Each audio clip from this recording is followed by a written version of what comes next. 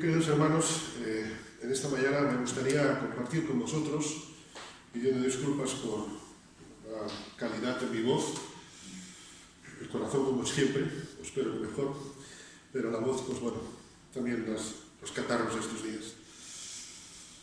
Como decíamos el pasado domingo, no podemos evitar el polvo del camino, no podemos evitar los problemas en la vida, pero sí que somos responsables de cómo nos limpiamos ese polvo, de cómo respondemos ante esas contrariedades. Todos, como acabamos de cantar, pasamos desiertos, todos tenemos que escalar montañas, y el problema no es la montaña o el desierto, sino qué actitud tenemos nosotros. Recordamos lo que leíamos y meditábamos el pasado domingo, ¿verdad? En el Salmo 119, versículo 143. Aflicción y angustia se han apoderado de mí, pero tus mandamientos han sido mi delicia. No sé si el autor de esta alabanza que cantábamos se inspiraría en este texto, pero creo que todos hemos pasado, o estamos pasando, o pasaremos aflicción y angustia que se apoderan, como decíamos el domingo pasado. Cuando alguien se apodera de algo, es que, digamos así, es dueño de él. Es decir, hay momentos en la vida en que parece que la angustia, la aflicción se hacen dueños de nosotros, pero en nosotros está el permitir que se hagan dueños o no. Tus mandamientos han sido mi delicia, es decir, han sido mi llave, mi escalera de incendios. El apóstol Pablo diría de otra forma, usando también este mismo símil: no nos ha sobrevenido ninguna tentación que no sea humana, porque fiel es Dios que con la tentación nos dará la salida. Y la palabra que se usa allí en el original es la misma palabra que después se usó para las escaleras de emergencia, las salidas de socorro. Hemos de reconocer, como decíamos, que ciertamente no siempre reaccionamos como el salmista, haciendo de la palabra de Dios, de las promesas de Dios, haciendo nuestra delicia. Y a veces, ciertamente, como no tenemos ganas de tirar la toalla. Como recordábamos el domingo pasado, el apóstol nos plantea ya en Romanos 8:37 un desafío. Primero nos plantea la situación de la enfermedad, angustia, tribulación, muerte, hambre, desnudez. Y dice, todo eso que nos puede humanamente separar de Dios, como hemos nacido de nuevo, versículo 37 de Romanos 8, a pesar de eso somos más que vencedores, no por nosotros, porque seamos guapos que lo somos, sino por medio de aquel que nos amó, que es el Señor Jesucristo. Así en esta mañana me gustaría abordar el primer punto de esta serie, cuando tienes ganas de tirar la toalla, porque todos en algún momento de nuestra vida hemos estado así. Quiero llevaros a Marcos, capítulo 10 y versículo 27. Marcos 10, 27, que también lo podemos ver en pantalla. Dice Jesús, mirándolos,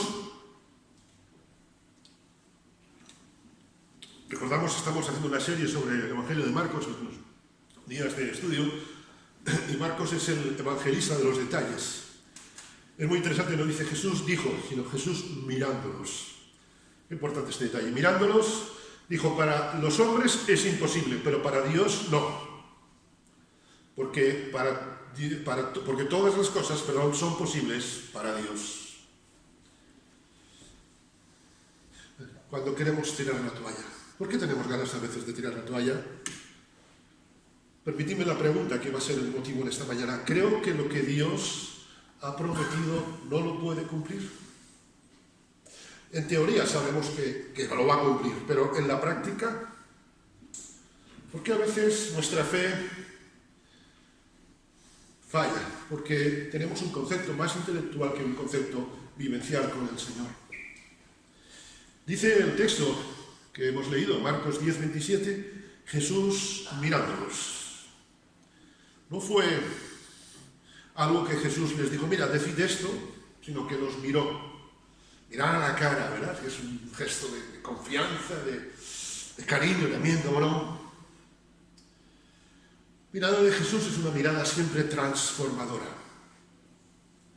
Recordamos que una de las cosas que la gente se admiraba, el Sermón del Monte, es que les hablaba como quien tiene autoridad. La mirada de Jesús tiene autoridad en nuestras vidas cuando cruzamos nuestra mirada con Él. Recordamos que Jesús, en un momento determinado de su ministerio, miró a las multitudes y tuvo compasión. Y esa compasión le llevó a hacer milagros. La mirada de Dios hacia nosotros es una mirada de compasión, estemos aún pasando aflicción y angustia. Un día hubo alguien que pecó, sacó la lengua a paseo, incluso lo negó, sabéis de quién hablo, ¿verdad? Pero unos días más tarde lo miró a Pedro y creo que no hicieron falta palabras, después hubo un diálogo.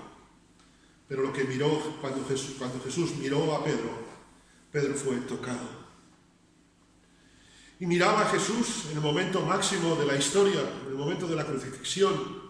Miraba a las gentes que le estaban apedreando, escupiéndole, en fin, sacrificándolo.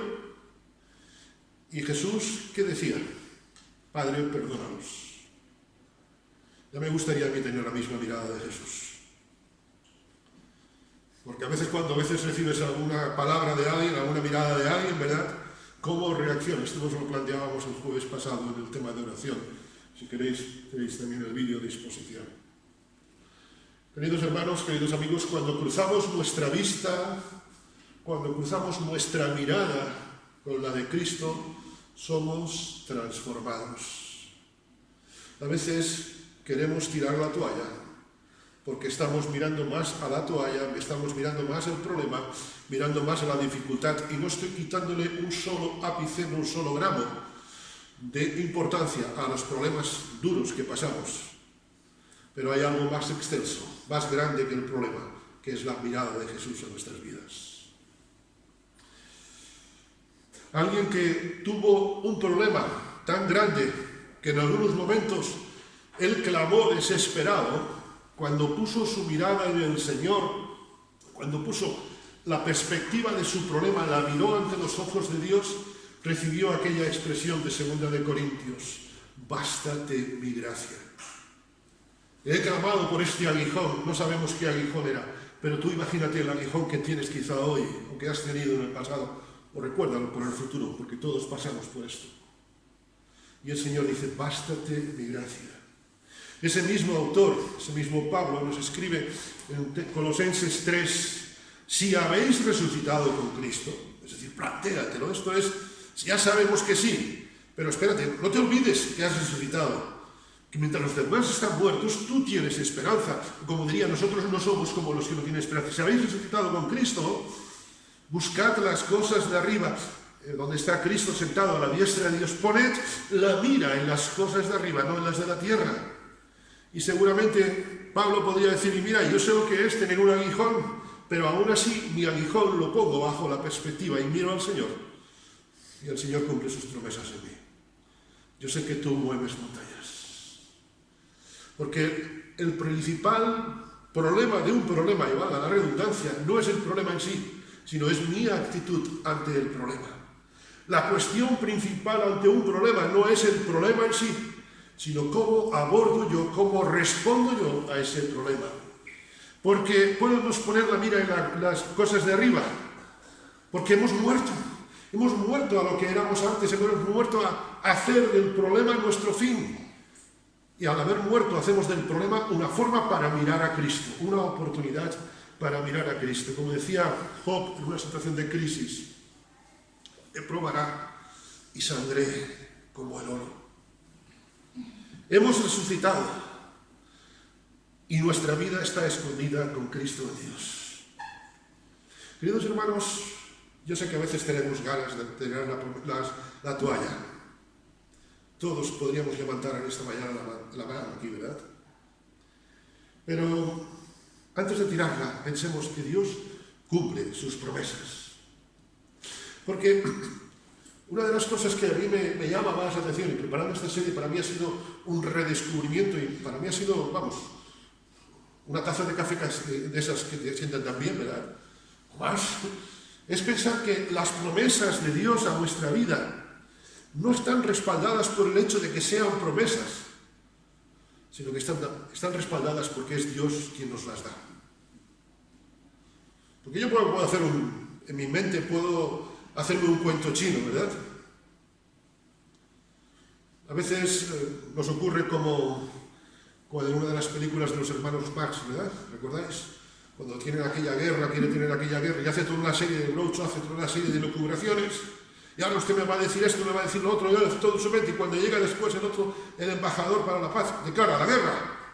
Ya estando primero caminando en su mente, esto me va a decir esto, me va a decir lo otro, me va a decir lo demás arriba, pum, pum, pum, pum, pum. Y a veces nos sucede así.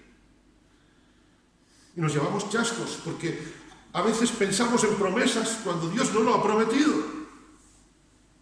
Porque Dios no me puede prometer, por ejemplo, bendecir un pecado, por muy cristianizado que lo haya hecho el pecado, ¿me entendéis? Las promesas de Dios están respaldadas no por el hecho mismo de que son promesas, sino porque son Dios quien me las da. Y cuando tengo una promesa tengo que comprobar si es de acuerdo a la palabra de Dios. Porque si no es de acuerdo a la palabra de Dios, es que me estoy creyendo mis propias mentiras. Porque cuando Dios hace una promesa, Él la avala, Él la garantiza, porque la garantiza con su propio poder. Fijémonos que en nuestro texto de Marcos 10, 27 dice, para los hombres es imposible, pero para Dios no. Y sigue diciendo, porque todas las cosas son posibles para Dios. Las promesas auténticas de Dios son hechas porque Dios es todopoderoso, porque Dios lo hace posible. Las promesas de Dios no son palabras como las de un ser humano, no son ni siquiera como algo que todos hemos hecho alguna vez, prometer cosas por emoción. Tengo que reconocer que más de una vez he hecho alguna promesa por emoción, y hay gente que me ha hecho promesas por emoción.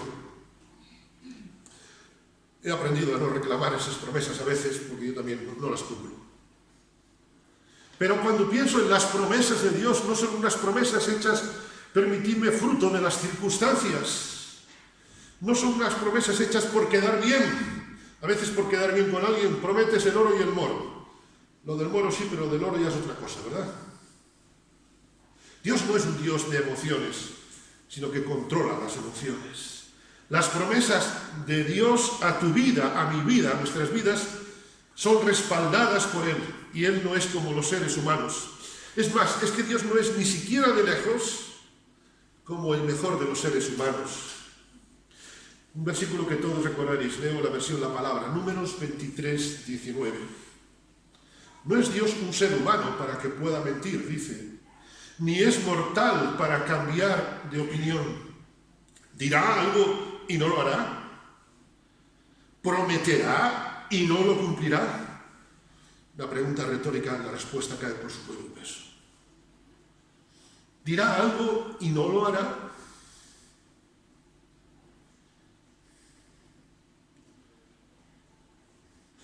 ¿Prometerá y no lo cumplirá? No tires la toalla si estás en dudas en este momento. Porque, en tercer lugar, Dios no tiene margen de error en el cumplimiento de sus promesas. Es más, no es posible que Dios cumpla sus promesas. Es seguro. Porque cuando pienso en algo que es posible, hay un margen para lo imposible. Pero cuando pienso en Dios, el margen de imposible es 0.00, si pudiéramos hasta el infinito. Cuando pienso en las promesas de Dios, es algo 100% seguro que las va a cumplir. Dios no tiene margen de error en sus respuestas. No tires la toalla, hermano, hermana. Jonathan, tú tampoco. Porque esto nos va a cada uno. Confiesa a este que está aquí delante que más de una vez he tenido ganas de tirar la toalla. Dios no tiene pérdidas de memoria. Dios no tiene lapsus mentales. ¡Ay, se me olvidó, me despisté! Salmo 121. He aquí no se adormecerá ni dormirá el que guarda a Israel. Y usando un poco el ejemplo de nuestro hermano Pablo decía al principio, podemos decir, he aquí no se adormecerá ni dormirá el que guarda a Carmen, a Eduardo, a Rebe, a Jonathan, a cualquiera Porque, ¿sabes por qué? Porque Cristo estuvo despierto en la cruz del Calvario. Bendito sea el Señor. Hoy podemos decir por fe, porque sabemos en quién hemos creído. Yo sé que quien me guarda no se despista de mí. Como decía aquel negrito que alguna vez os he dicho, de una historia que se cuenta en una barraca, en una chabola en el Bronx, en Estados Unidos, hace años. Vivía en medio de un basurero de la ciudad, y él tenía una barraca allí, tenía un letrero bien grande: yo existo porque Dios no creó basura. El que me creó no se va a dormir. Dios va a cumplir sus promesas en mí. Yo sé que tú mueves montañas. ¿Sabes? Dios quiere mover esa montaña contigo en esta mañana. Quizá no va a ser el momento, pero como decíamos el otro día en Deuteronomio 8:2, mirarás atrás y te recordarás el camino por donde te ha traído el Señor tu Dios. Queridos hermanos, Dios no responde en función de las circunstancias, sino que las circunstancias responden en función de la soberanía de Dios. Dios usa las circunstancias precisamente como Él tiene todo el poder. Dios usa las circunstancias para mostrar su poder. Un momento, digamos, no de culto, entendérmela un poco la ironía, un momento donde uno diría: aquí cómo va a mostrar el Señor su poder, fue un día, en un momento difícil, en medio de una tormenta en el mar. Allí Jesús le dio un discurso, un sermón, que no se lo esperaban ni por lo civil ni por lo criminal los discípulos. Y allí Jesús les habla, manda parar el viento. ¿Recordáis qué sermón? Desde luego Jesús buscaba los sitios para dar sermones, porque el poder de Dios se manifiesta en nuestra necesidad. Y los discípulos dicen: ¿quién es este?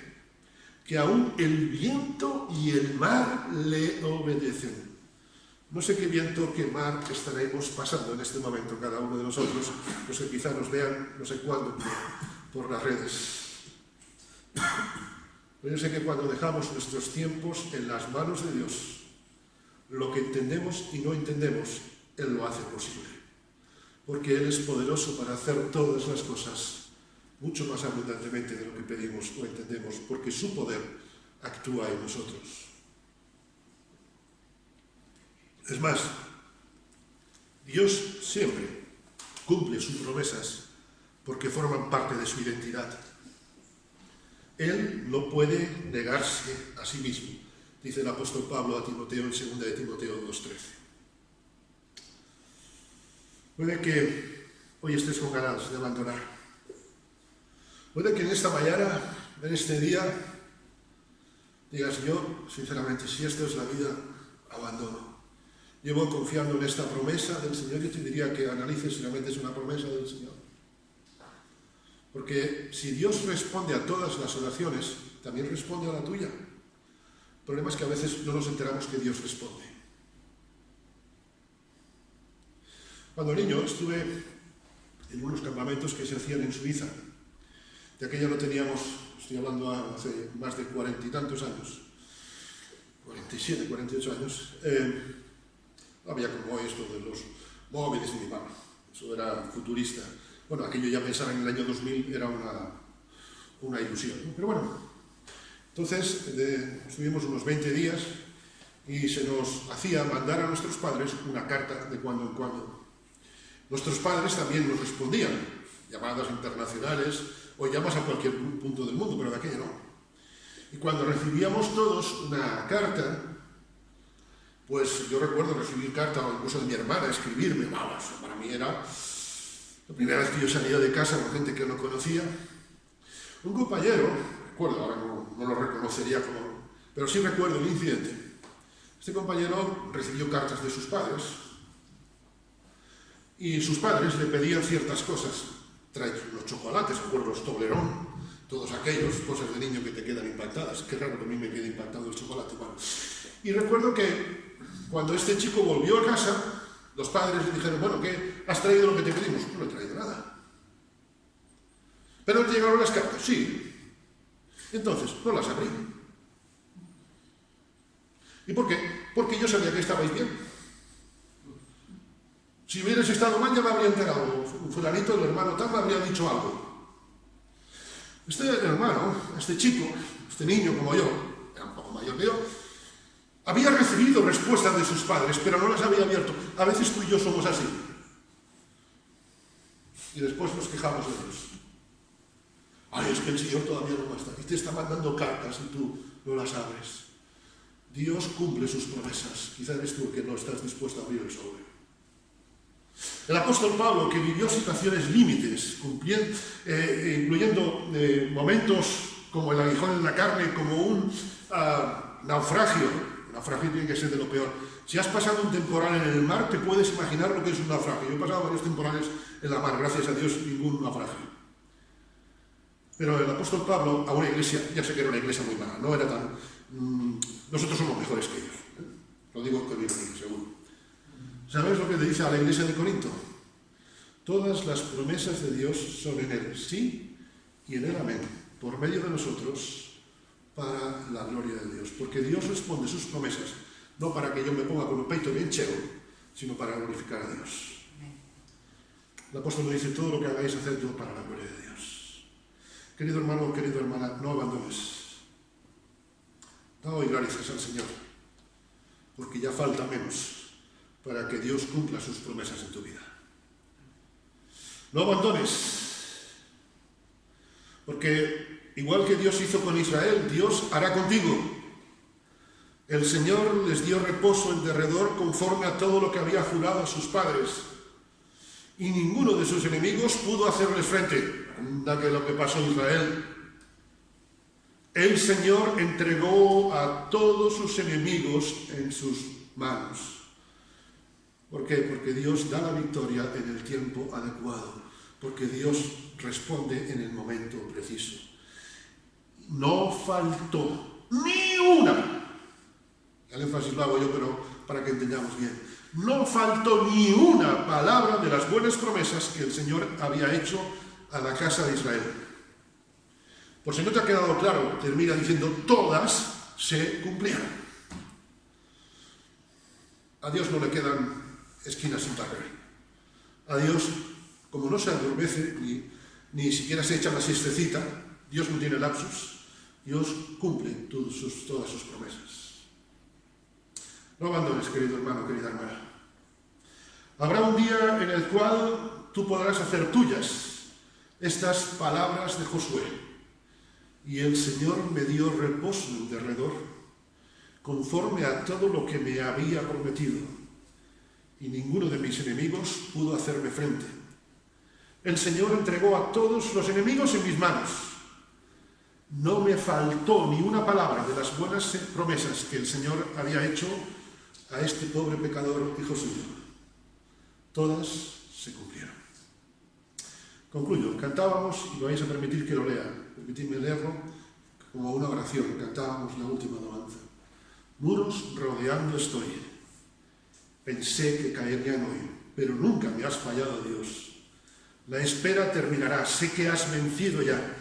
Nunca me has fallado, Dios. Y no lo va a fallar en el futuro. En ti confiaré. Tu promesa sigue en pie. Tú eres fiel. Confiado andaré. En tus manos estaré. Siempre has sido fiel. La noche, quizá la noche que estés pasando, la noche acabará. Tu palabra se cumplirá. Mi corazón te alabará. Cristo, mi Salvador, cúbreme con tu amor. Mi corazón te alabará, perdón. En ti confiaré. Tu promesa sigue en pie. Tú eres fiel. Confiado andaré. En tus manos estaré. Eres fiel. Yo sé que tú mueves montañas. Yo creo en ti. Sé que lo harás otra vez. Abriste el mar en el desierto. Yo creo que en ti sé que lo harás otra vez. En ti confiaré. Tu promesa sigue en mí. Amén. Que el Señor os bendiga.